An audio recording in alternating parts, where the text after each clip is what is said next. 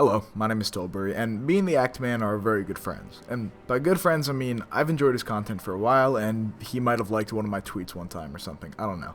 But in all seriousness, the Actman is a big voice in this community who I, along with many others, have a lot of respect for. So I just want to preface this video by saying that this is in no way, shape, or form an attack on him or his content. He recently uploaded a video analyzing the Halo 4 campaign, which was thoughtful and respectful, and I would like to respond to a few points that he made that I disagreed with, while of course showing him the same respectful attitude. And by a few points, I really just mean that. His criticisms of the gameplay were pretty much spot on, but when it comes to the narrative, I don't share the same beliefs he has in every aspect. I'm going to be responding to these aspects in a similar order to how they appear in his video for the sake of organization. The first narrative point I want to get into is Actman's critique of how the transition was handled between the original trilogy stories and Halo 4's story. Actman really hit the nail on the head when he explained the role of a silent protagonist in game stories. In my video discussing Halo 5's story, I even said that I would completely understand if people felt that the change to a characterized chief was jarring, or that they just didn't like the direction of the story. In Actman's video, he called this transition just that, jarring. However, he didn't criticize the direction of the story for straying from the old narratives. In fact, he says it's a good idea, but he doesn't think that the transition was that smooth. I disagree. I actually think that the game does a good job at gradually introducing the player to the characterization of the chief.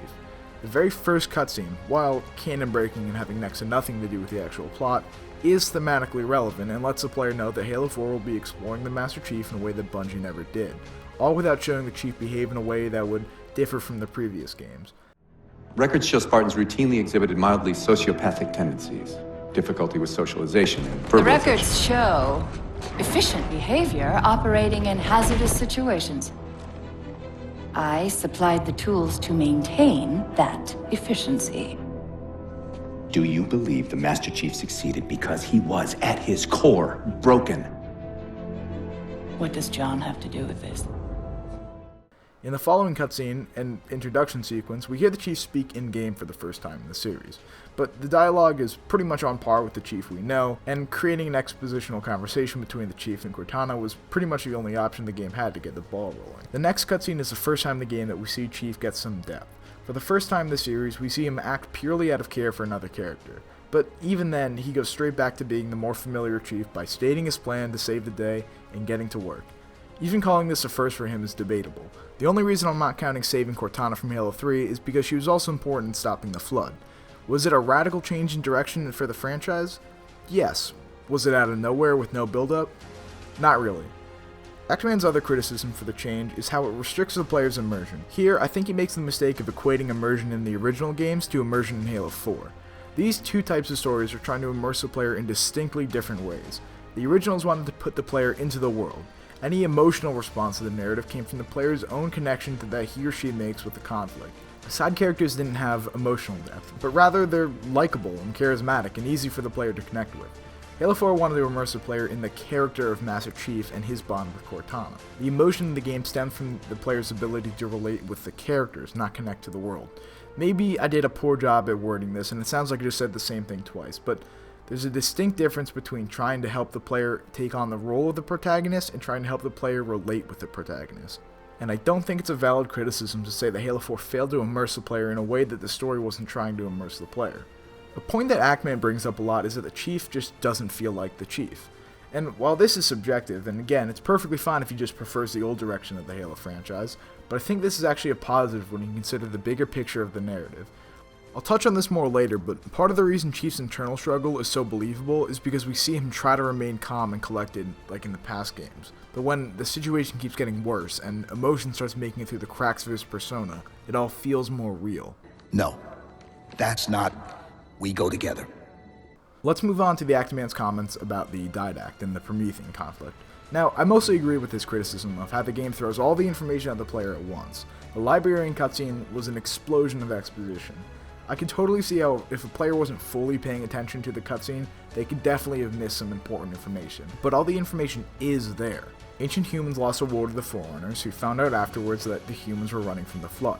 The Forerunners tried to use the Composer to become immune to the Flood, but it created abominations, which a Didact weaponized against humanity, forcing the Librarian to lock him up in Requiem. Now, it is a lot of information, and the poetic dialogue of the Librarian isn't always straightforward, but it is all there for the player. I get the rhetorical reasons behind Ackman's presentation of this information in his video, but he didn't embellish the complexity of it all. That said, it definitely should have been spread out more. If the Didact had mentioned the war in his opening speech, it would have helped the librarian cutscene a lot more. The one thing I will totally concede is that the whole Jean-Son thing is kinda crazy.